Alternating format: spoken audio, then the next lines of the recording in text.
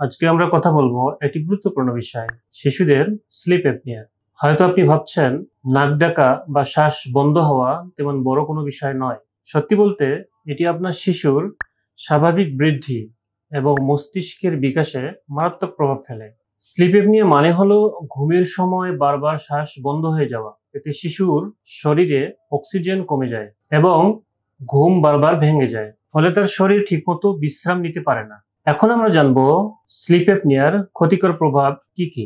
ঘুমের মান খারাপ হয়, শিশু ঘন ঘন জেগে ওঠে, দিনে ক্লান্ত ও ঘুম ঘুম ভাব থাকে। মস্তিষ্কের বিকাশে সমস্যা হয়, এজন্য মনোযোগ কমে যায়, পড়াশোনায় পিছিয়ে পড়ে, আচরণ খিটখিটে হয়ে যায়। শারীরিক বৃদ্ধি থেমে যেতে পারে, গ্রোথ হরমোন ঠিকমতো নিঃসরণ হয় না, ওজন ও উচ্চতার স্বাভাবিক বৃদ্ধি কমে যেতে পারে।